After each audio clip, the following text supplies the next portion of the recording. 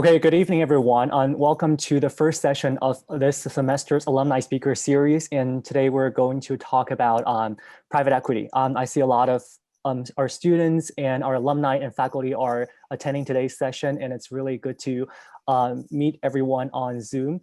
So today we have three very distinguished alumni speakers, and before introducing them, a quick self-introduction. I'm Jack Zhu. I'm currently a research analyst at JP Morgan in Shanghai. I graduated from NYU Shanghai back in 2018, major in business and finance. And it's also a great opportunity for me today to learn and talk to three very distinguished speakers. Before introducing them to all of you, I would like to quickly go over the agenda of today's session. First, I have prepared some questions for our speakers, and I will talk to them. We'll have a panel discussion for about 45 minutes. And for the last 15 minutes, we have saved some time for every one of you, the attendees, to ask questions and interact with our speakers. So if you look to the bottom of your Zoom app, there is a Q&A button.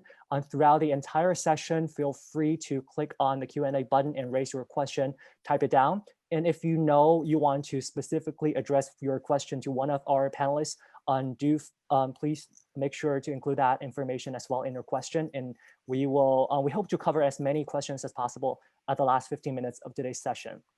Okay, so today we're very glad to have invited three of our very distinguished alumni.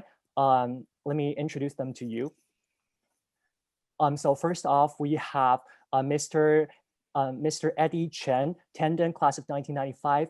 He's currently managing director and head for Greater China at Eurazeo. Welcome, Eddie. Hello, everyone. And next, welcome. And next, we have Mr. Ji Zhen, Quran, class of 1997. He is currently managing director at KKR. Welcome, Zhen. Thank you, Jack. Hi, everybody. Okay, last but not least, we have Andy Xia, Stern, class of 2012. He's currently director of private equity at Nexus Point Capital. Welcome, Andy. Hello, everybody. Great to be here. Okay, great. Now let's start our discussion. So first off, I'm pretty sure everyone would like to learn more about you guys. So could you please share with us, give us a more detailed self-introduction, especially about your professional background, like where were you before this role, and maybe there are some key milestones and key decision moment along your very long career path, and how have you what have you led to your current position in private equity? Let's start with Eddie. Yeah, sure. Thank you. Hello, everybody again, and very happy to participate in this webinar. And my name is Eddie Chen. I'm currently the managing director for Eurazeo. It's a French private equity firm. Our head office is based in Paris, and I'm in charge for China for Asia, with my home base here in Shanghai. Talk about my why I'm getting into this private equity business. Actually, my career path is jumped in three different categories. My first job after graduate from university was major in computer science. I worked for the UN in New York in the IT department for more than 10 years. And I started as a programmer. And when I left the UN job, I was the chief information officer for one agency within UN family we called United Nations Development Program, UNDP. And then I left the UN job.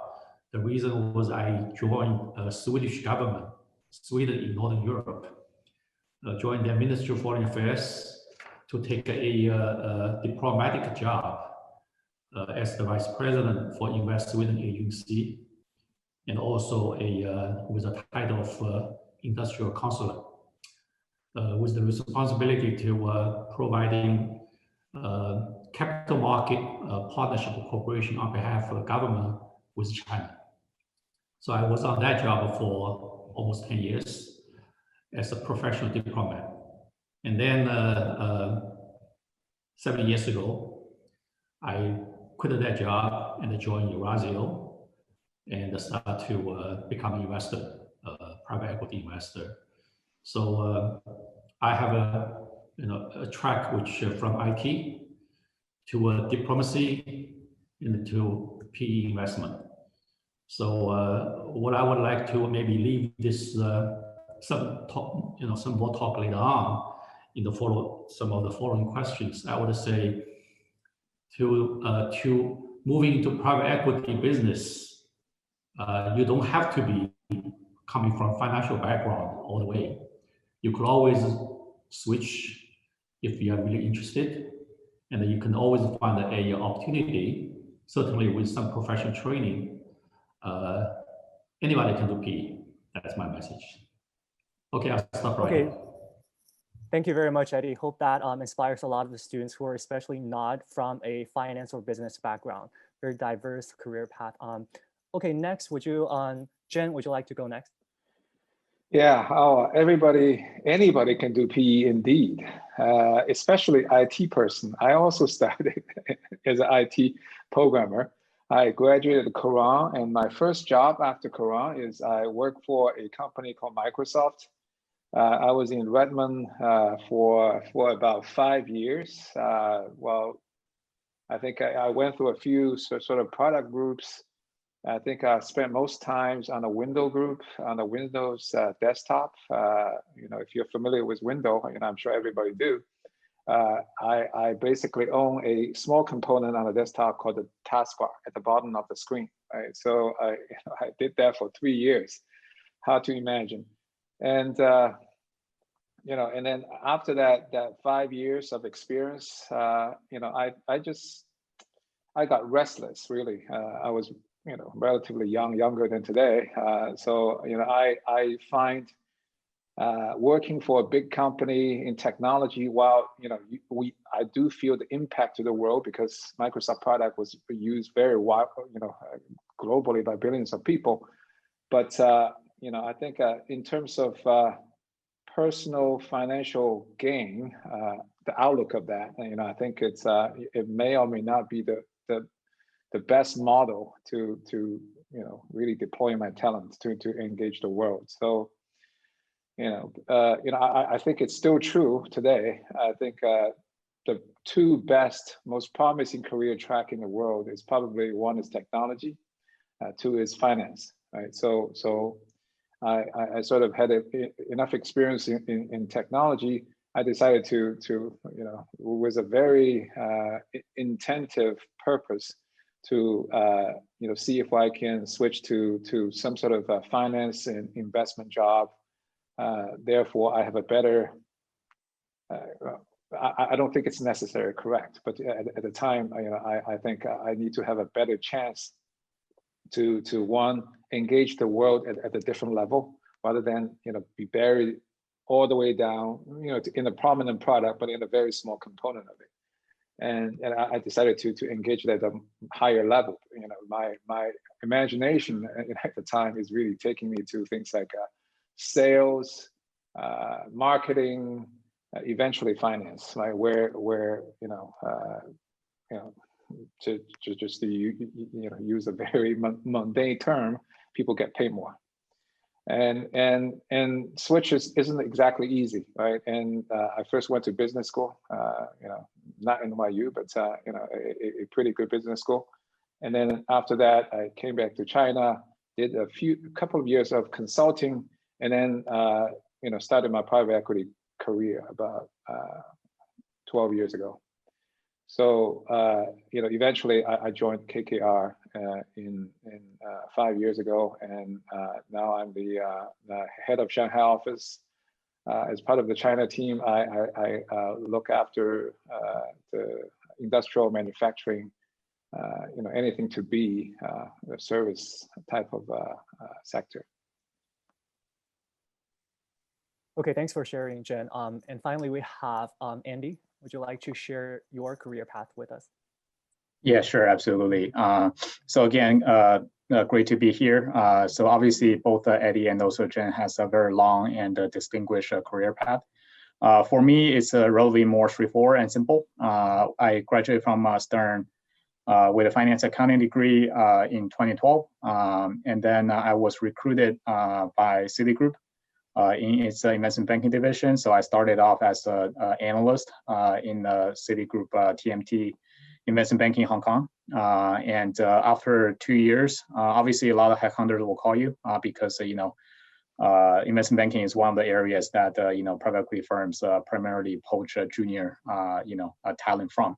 And then, obviously I have been always been interested in investing. Obviously investment banking itself is very challenging and also provides very good training, but you want to take that training skill to apply to something that you're truly interested in. So that's why I decided to take a look at, private equity opportunities. At that point in time, I joined a private equity called Al Catterton, which is a consumer-focused private equity that does, consumer brands and services, investing in that space. And then I joined that firm in early 2014. And after spending almost 4 years, I came across this new opportunity called Nexus Point, which is a startup fund by a few industry veterans. We focus on mid-market buyout transactions in Greater China. So I think I've been with this firm for almost 4 years now, and the thinking for me really is applying my financial knowledge and skills into investment, which has been an intellectually challenging journey so far. So happy to take any questions later on. Okay, thank you very much, all three of you. And I believe what Andy had was more so-called common career path from investment banking onto private equity. Or I believe that's something I'm kind of pursuing right now. But also my takeaway from the other two panelists, Eddie and Jen, is that private equity can take talents from all walks of industries and actually bringing in knowledge from other industries actually can benefit a lot to the career in private equity. So next off, I have questions for each of our panelists, and I would like to first raise a question to Eddie.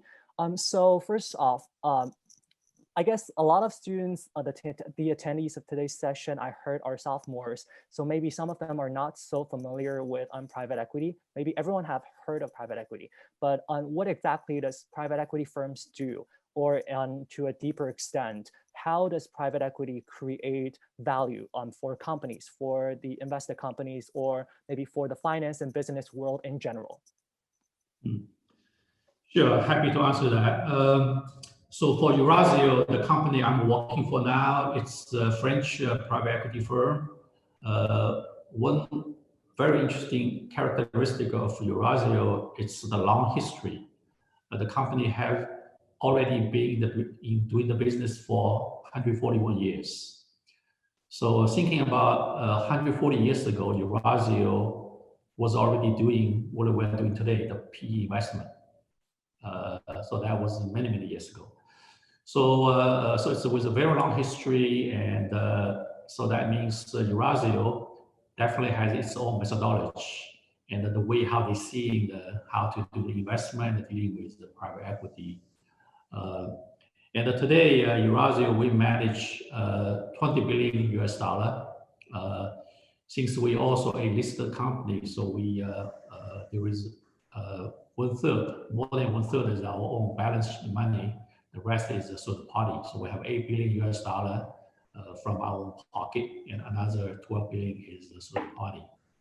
So Eurazeo is a bit unique, where we are a PE firm.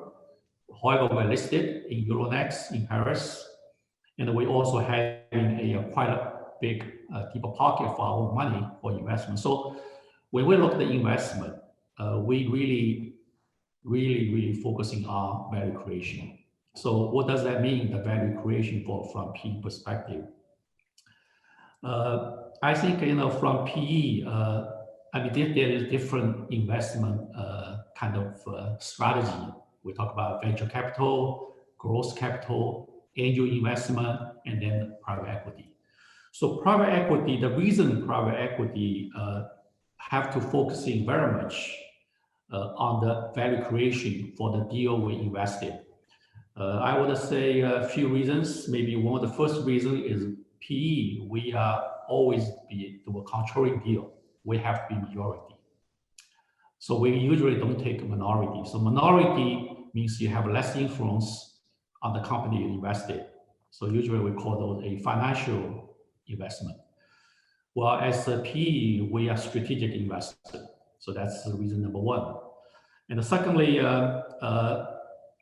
we have to, from PE, we have to keep a very steady return investment track record.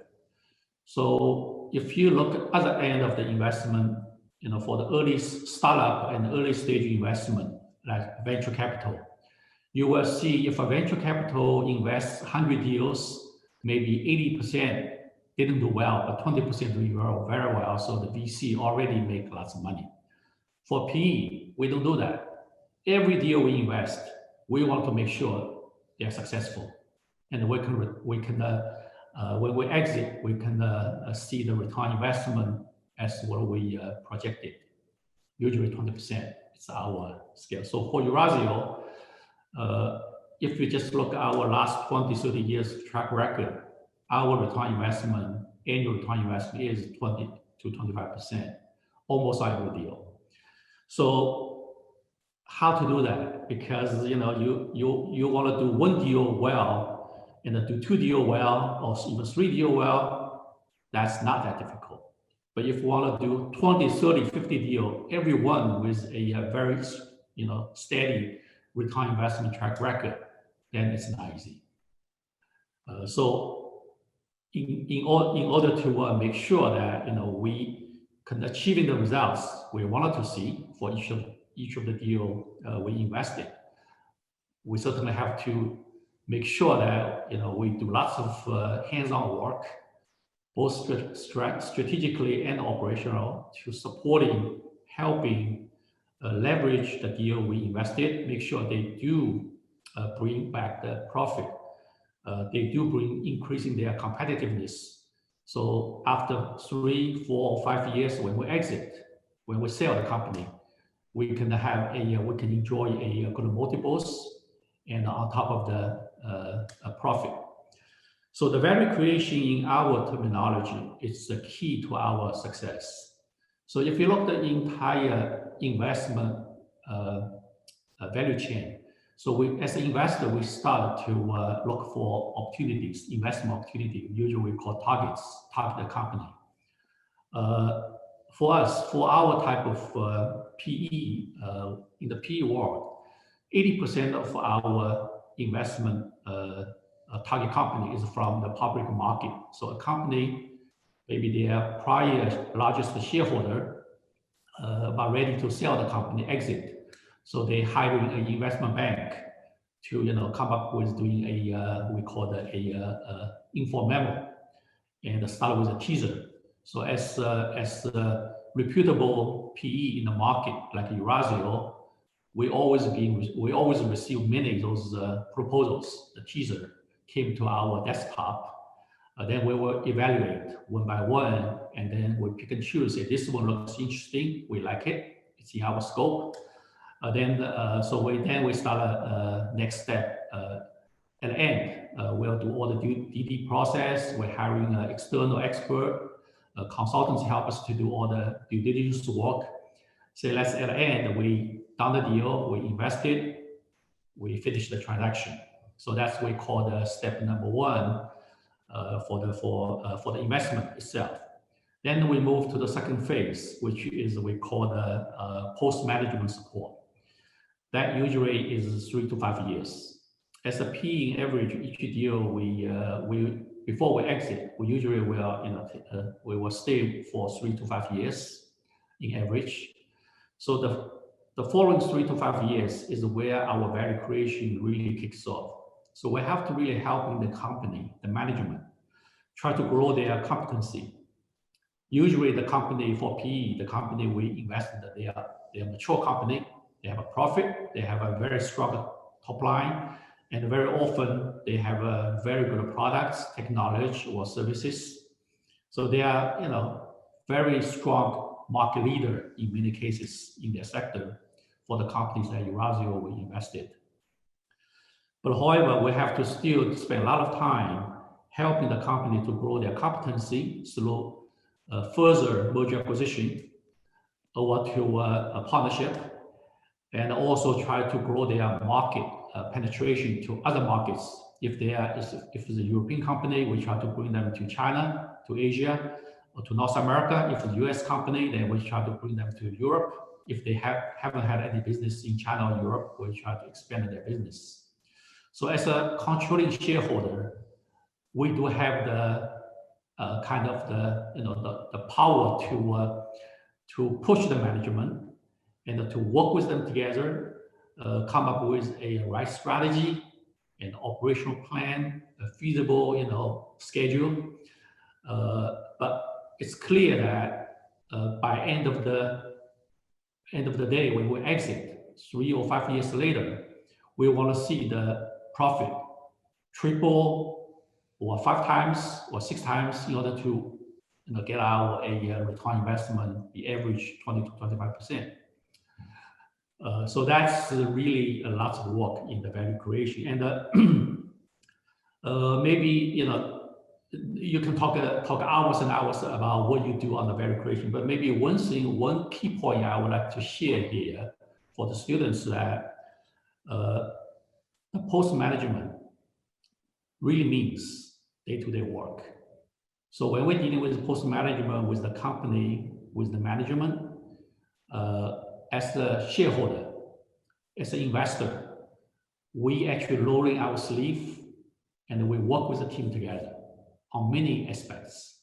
So the post management means you have to have a very strong motivation, and hopefully you have sufficient knowledge and experience, be able to work with a company on that particular sector or business where they are in, be able to, smart enough to create a value, to bring, increase their competency and so value creation, in my terminology, is really a hands-on skill and the in-depth knowledge about industry. So, come back to earlier question when I say that anybody can do PE. The reason I say this is that anybody means if you are well prepared, if you can bring alongside your other experiences, then if you also equipped with correct knowledge on the financial, financial investment, and then you would be a very qualified PE professional. So in my job, when I was heading, when I took the job 8 years ago to establishing Eurazeo China operation, at that time, before I joined Eurazeo did not have any China business and China operation here. And interesting enough that when I say Eurazeo is 140 years in existence, very long history, but until 2012, Eurazeo only had one office, which is in Paris. So for more than 100 years, Eurazeo is mainly European, investment firm, mainly invest in European companies, plus a small group of US, North American companies, almost no Asia China experience. So when I was recruited or taking the job, my main mission came to China and Asia to establish a new operation, which is a tough job because all my colleagues, Paris-based colleagues, they don't really have too much China experience. So the reason I was joining Eurazeo, before Eurazeo, I did not really have a very strong PE experience. I was working as a diplomat. The reason I joined on this, and because I have lots of other knowledge, I know China well, I know US and Europe very well, because my past 20 plus years experience working in Europe, in North America. But then I worked with many industries for many projects, from technology to services. through my prior career path.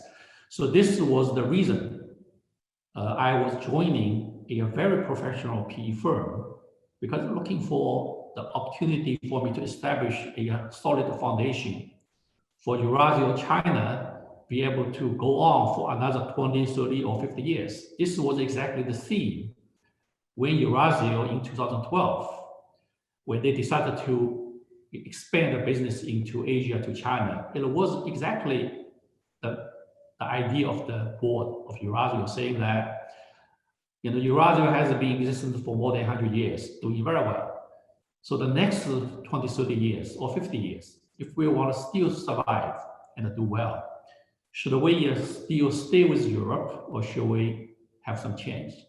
So the conclusion was obvious that China, Asia is the new territory, new growth potential for global economy. So for Eurasia, you have to think globally, and to changing our European focused investment strategy to become global, particularly China, Asia becomes so important. So that was I would say a strategic decision, and with that decision, and I was perfectly fitting for that particular mission, if you will. So that's my point. Doing a PE, you think a PE is investment, but in my view, being a PE professional, you have to think beyond investment itself. It's not just about investment. It's about investment, value creation, and sufficiently exit. And also, usually the PE, we are investing those mature, very successful company. Also behind the scene, we also have to supporting the company and encourage the company we invested to think about social responsibility. Nowadays we call ESG. So value creation, to summarize, the value creation is you have to make sure the company you invested, you have to have a sufficient, steady financial return investment. That's the first important thing, number one, as an investor. Secondly, you have to also think about the company is responsible. While you become a largest shareholder or controlling shareholder, you have to guide the company to do a good business, not bad business. Not because for the profit reason, you step into some incorrect practice. So ESG, corporate social responsibility. Third, you wanted to, even later on when we exit, my philosophy is that we want to leave a strong good asset to the next buyer, and the company will continue to grow. So I think from a value creation perspective is beyond just investment itself. That's what I really call a value creation. Okay. Thank you so much, Eddie. Thank you so much. Yeah, private equity is definitely much more than just investing per se. From my experience, I totally agree that a lot of the successful private client we interact with, they become so successful and promising exactly because they were backed by a lot of credible and reliable private equity firms. They have been provided with a lot of resources and industry know-how and expertise. And I would like to direct my next question to Andy. So to follow on what I heard from Eddie, let's take a step back. So before private equity creates value for the company you invested. So there are so many potential targets out there. There are so many hot sectors like currently online education, and there are other industries.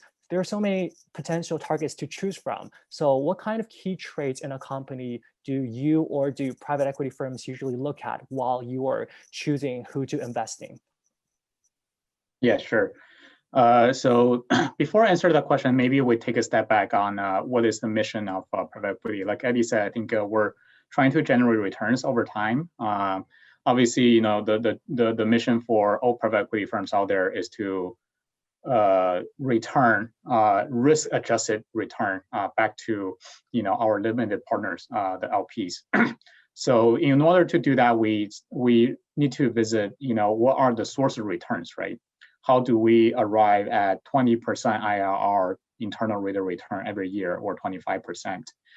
Sometimes that comes from growth, meaning the company is able to grow every year at 20 or 25%.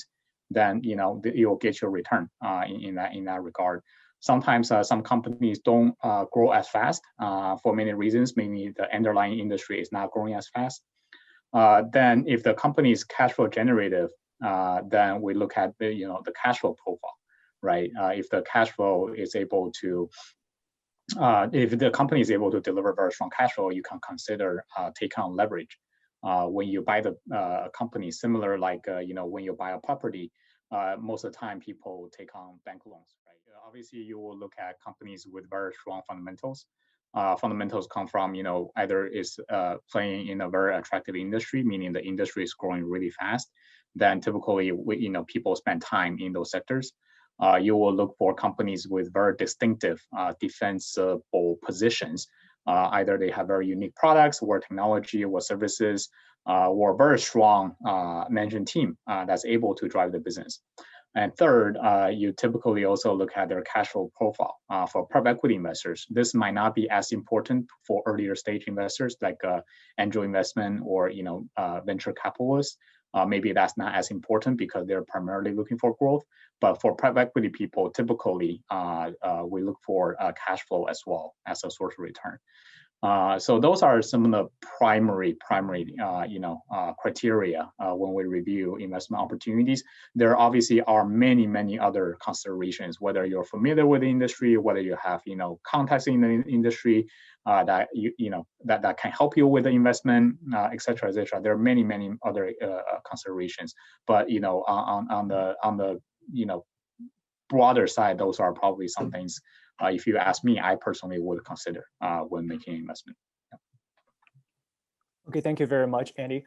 So from what I heard from our two panelists, Eddie and Andy, private equity sounds like a very rewarding and exciting career, but I know for sure that private equity as an industry or any private equity firms is a challenging environment, especially for bigger private equity firms. It's definitely not easy to grow throughout years and across geographies. So I would like to ask my next question. Jen, would you please share with us what kind of key challenges do private equity firms in this industry usually meet? First, I just would like to echo what Jack and Andy said.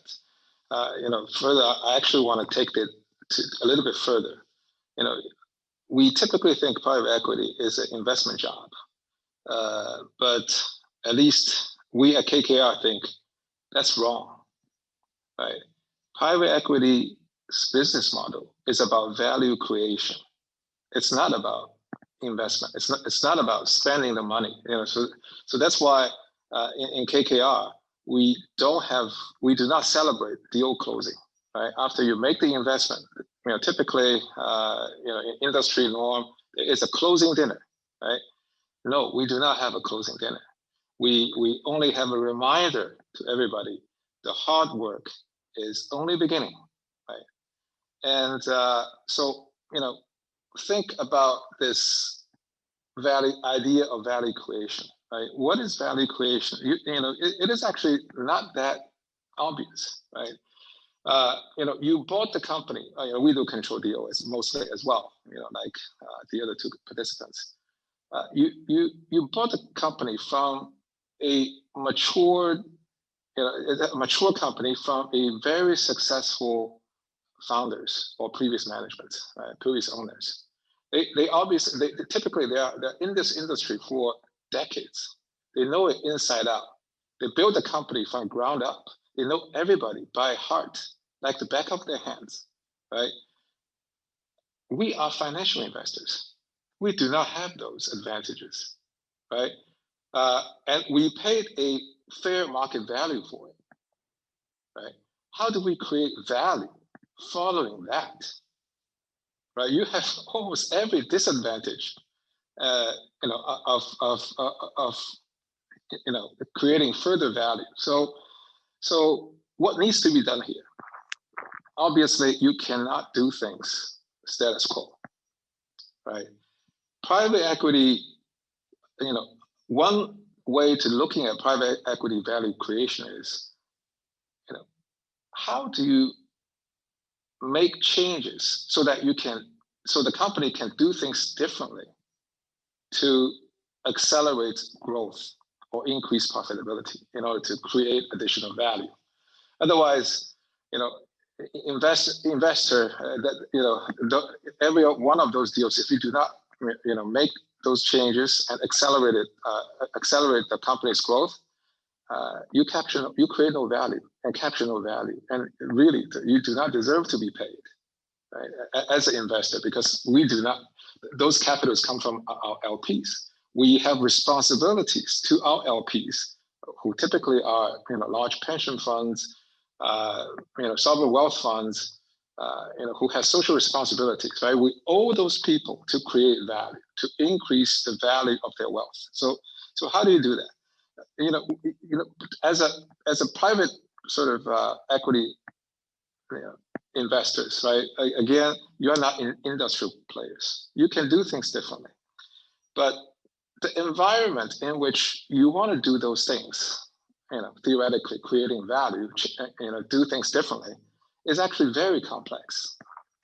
Right? You don't really understand the industry. You don't really know the people that well. And we are in the fast changing world that 2 years ago, we cannot imagine the world is as it is today, right? You're in a fast moving political environment, globalization, going forward and backward. You have, pandemic, you have technology, fast technology development, and also it's causing, big social sort of wealth spread among populations, right? The world is keep changing. Technology is accelerating. What works, let's say 20 years ago, the life expectancy of a large company is probably 50 to 100 years. Today, look at the Fortune 100 we have. The life expectancy of these companies is typically 20 to 50 years, right? And that's accelerating. And how do you deal with all these complexities, right? And I would like to borrow a few things from KKR's playbook. KKR is a highly successful company, right? It's this is almost 45 years in business, and it's a truly global company today. And that 45 years means KKR went through a few economic cycles. Typically, these are 10 years, right? 4 or 5 cycles, very different economic environments and political environments, and through 2 generations of leaderships, right? So I think KKR actually has a very good set of philosophy behind how do you do changes, right? So I actually, in front of me, a list, you can't see it, but a list of slogans, essentially, that's what it is. It's called KKR's value system. I just want to read a few phrases here, just to think, give you some ideas of how do you deal with this in this fast changing, complex world in which you don't really understand the industry, right? You're dealing with so many industries, you cannot really understand them all, right? So on the very top of it, it says, connect the dots. We do not understand the industry, right? And we have to do things differently. So imagination is critically important, right? On your approaches to investment itself, and also post-investment and exit process, right? So connecting the dots, think out of the box, be imaginative. That's sort of like the intellectual aspect of it. But also you have to bring in special resources, right? You need to use yourself as a nucleus of the network that you're bringing to the company, to changing the ways companies do things. So the second aspect of connecting the dots is really build the right network and build new network quickly, and bring those capabilities to the companies to stimulate change, to change the way the company conduct their business, and then hopefully accelerate the growth or cutting cost, and therefore capture value. So that's first, you have to be imaginative. And two, here it says, be scrappy, right? What's being scrappy? Basically take risk, right? Any investment, I think Andy mentioned about risk-adjusted return. Any investment is about taking risk. High risk, high return, low risk, low return. It's just a matter of your risk orientation. That's fine. But at any risk level, you want to make sure you are at the, I'm not sure how many finance majors here, but there is a term that you may already heard or will heard. It's called, you want to make sure you're at the risk frontier, right? Meaning for every risk level that you choose to operate in, be the best. Operate at the most optimal level under that, optimal level under that, risk orientation. So be scrappy means take risk, but take risk at the most optimal level. Right?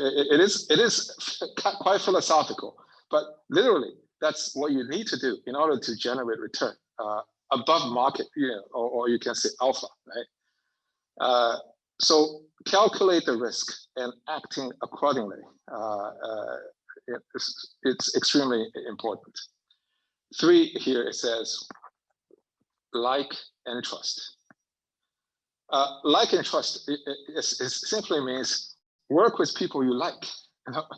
That's not, why is it important to investment, right? So should I just hang out with my friends and forget about the rest of the world?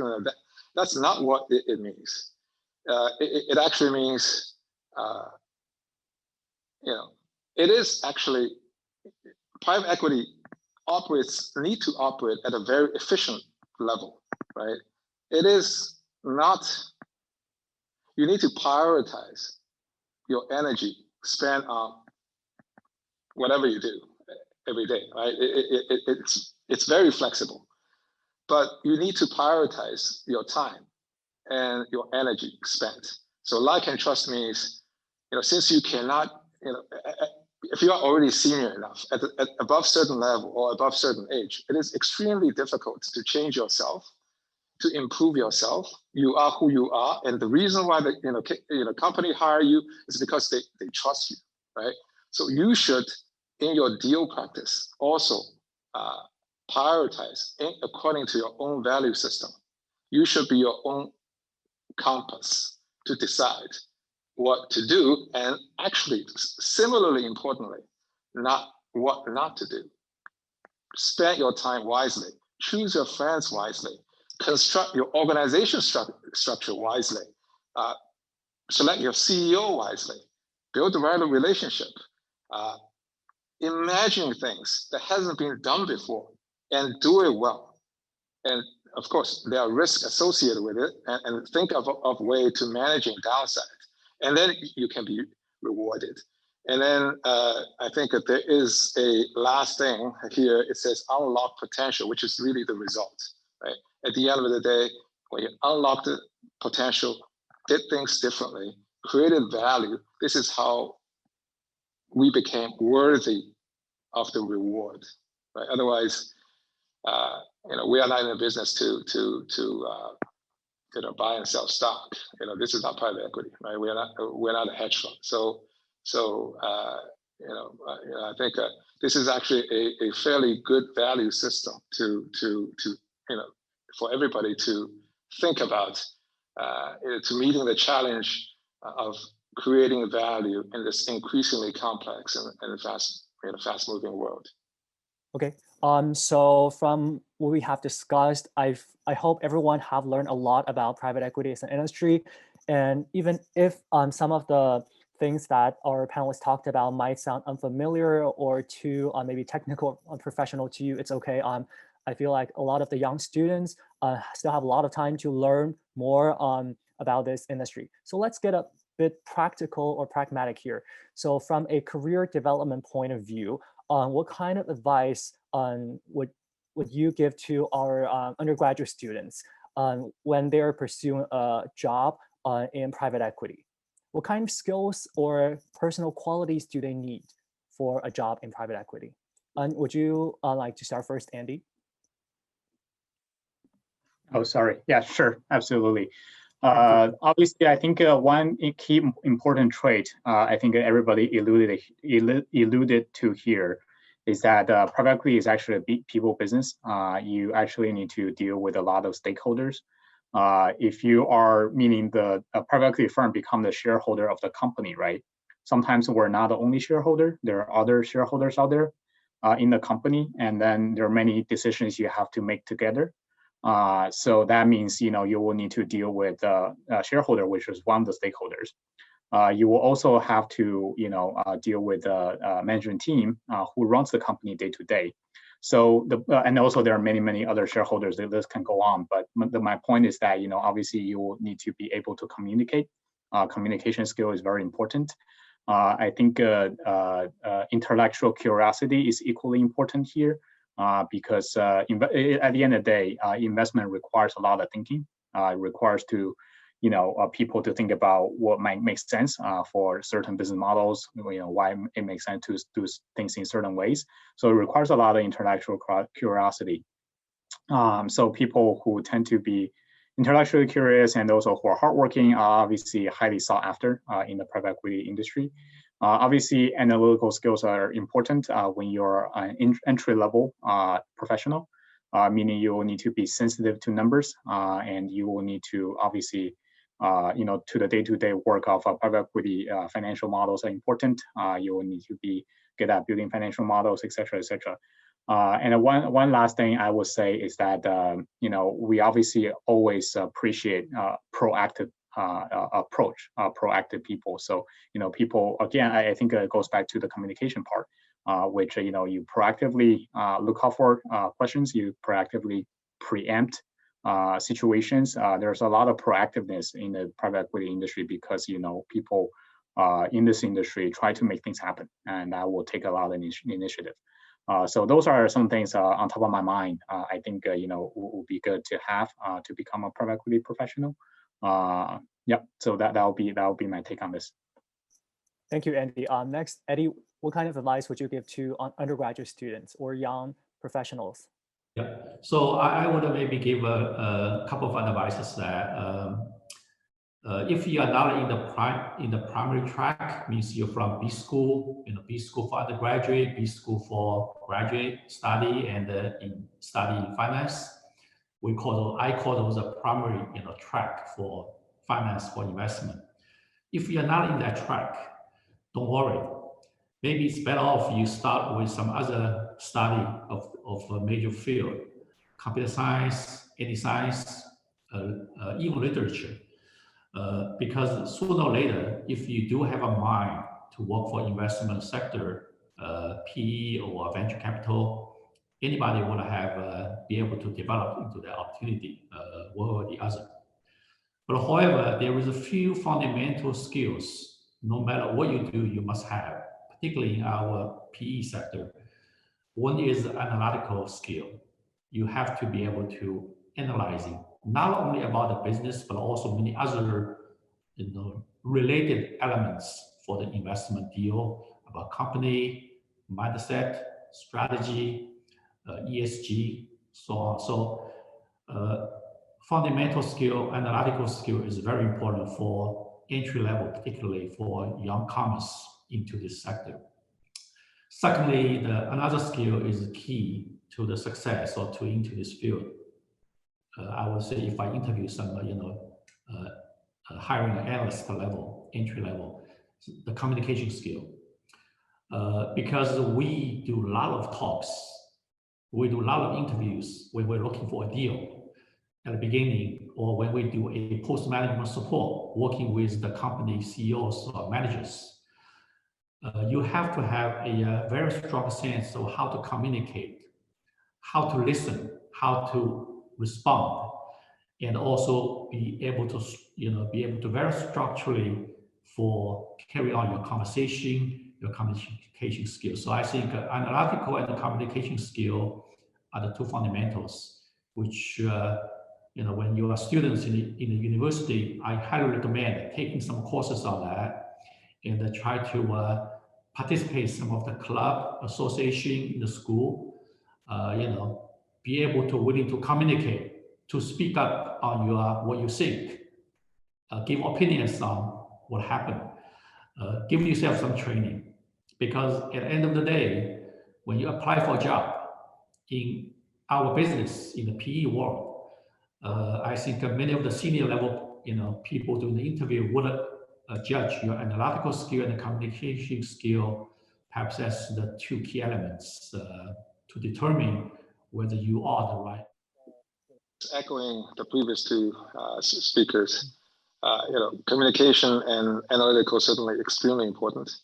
And I'll say in today's Chinese education system, I think for good graduates graduating out of a good college, and I think academic certainly you can check the box. Right? Communication, I think many people check the right boxes as well. I just want to add one thing.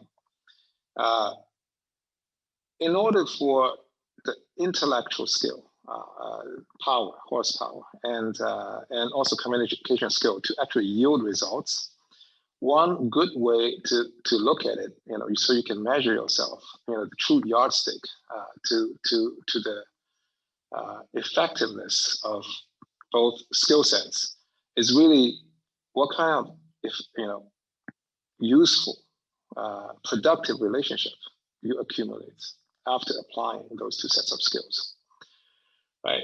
And oftentimes, you will find, a good piece of advice coming from a well-experienced individual, it can happen almost anywhere, will actually save you a lot of hard work, right? So I think once you do get into practical work, because private equity is such a dynamic working environment, right? And I would say, if oftentimes if you look at the memos that we write internally, right? I would say almost 60% to 70% of it are probably at the end of the day not that effective, right? And didn't really sway the decision either way, or make people feel more informed for investment decisions, right? So, but how do you reduce that, wasted work? I think we really have to work smartly and relationship building, understand the right question to ask, right problem to solve, and bring in the right, resource, bringing the right set of people along, through the decision process is extremely important, and that all comes down to relationships. So I think, through applying the communication and intellectual skill sets, I think that you should measure yourself to see if you accumulate the right type of relationship, and at the end of the day, of course, bring around the right results. But sometimes it's not that clear. It's only clear like 5 years from you making the investments. That you should measure yourself through your own personal success. Oftentimes, it's measured through that way. Like they said, it's not what you know, it's who you know. There's some truth to it. It's not 100% true, but obviously, Chinese students are very well set in the department of what do you know, right? But I think that they should really keep an eye on who you know. Okay, thank you very much. So to summarize from what I heard from our three panelists on private equity is definitely looking for very well-rounded and versatile talents, but the key words that I heard very often are communication, analytical, being proactive, and after all, being very smart. So thank you for sharing. And unfortunately, Andy has to leave for a meeting, I think. Thank you so much for participating and taking time off your busy schedule. And we will keep our discussion with the other two panelists. So yeah, sure. I'll just quickly sign off and say goodbye. It's a great honor to be here, and also it's great to learn from the other panelists who are very experienced and seasoned professional in the industry. So I'll leave it to their good hands, and thank you again for participating. Thank you. Okay, now I would like to first quickly answer a question that was directed to me, and also it's kind of related to our previous question about what can students do to accumulate those characteristics and or to build those skills while they don't have enough experience, especially when they're looking for their first internship or jobs. Because I only graduated from school for just over 2 years, so it's all very fresh to me. And I can say that you can gain a lot of those traits from taking relevant courses, so you get technical skills. And also NYU Shanghai is still a very young school, so there are tons of opportunities out there for you to be proactive and to take initiatives. There are student clubs and student events, and there are research opportunities. You have to do everything to explore within school. I think NYU Shanghai has provided a lot more opportunities than traditional Chinese universities from what I have observed. So let's pick some of the other questions from our students. I see that some students asked about the comparison between private equity against angel investment, VC, or another student asked about, well, what's so different between private equity and consulting and advisory firm other than private equity contribute capital and money? Maybe Eddie, would you like to take that? Angel investor is they are investing in very early stages the startup. So let's say 3 college graduates come up with idea to a internet startup company. So they bring a proposal without actual business running and go to an angel investor asking for 1 million investment.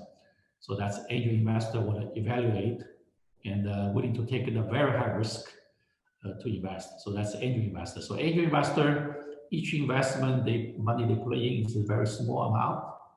However, they will put money in many startup companies in order to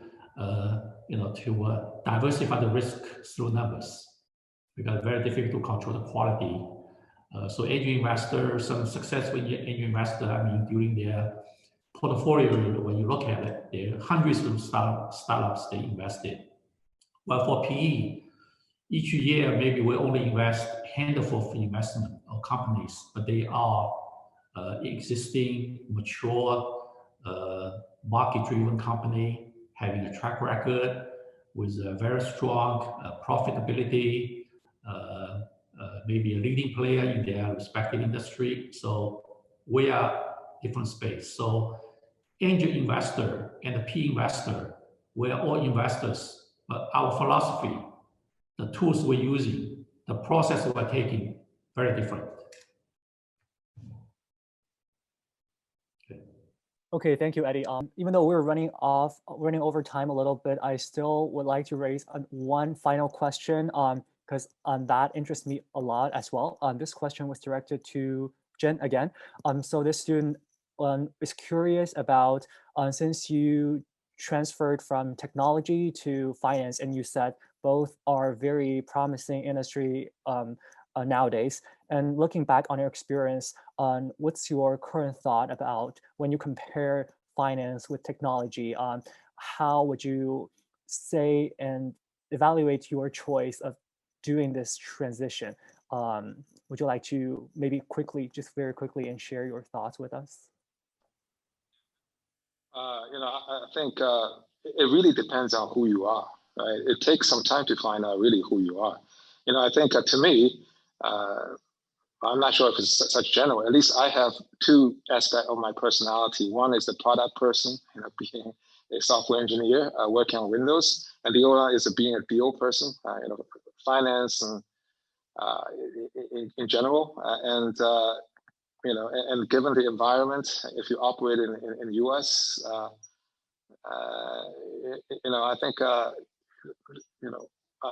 at some point in my early career in technology, I just made the judgment that I want to give the other aspect of my skill set a try, and U.S. may or may not be the best environment for it. So therefore, I went to business school, and after which I came back to China, and I did enjoy the past. It's been 18 years since I come back to China. I really enjoyed that experience. So I think at the end of the day, it really depends on who you are, and you should really, if you don't really know, you should find out. You should go test it out in the real world. Okay, thank you so much. I guess my key takeaway is that it's always worth trying, no matter it's during school, especially when I think my advice for students, current undergraduate students is, while you're choosing internships in school, you have 4 years and you have a lot of summer and winter breaks and during semesters. So there are a lot you can do. And even if you have started your career already, there's still chance of trying and making different career decisions, and I think it's worth it. So thank you so very much, Eddie and Jen, and also Andy, who just left, for sharing with us your insights on this industry and giving our students very valuable career development suggestions. And this is just the first session on our alumni speaker series. I know that CDC is hosting another 3 this semester, and other topics will be covered. Includes filming industry, about consumer and retail, and also career development strategy in general. So stay tuned. I would encourage all students from all major and backgrounds to participate and take this chance to explore as much as possible. We'll have other moderators and alumni speakers who are also experts in their relevant industries. So thank you all very much again. And this is the end of today's session.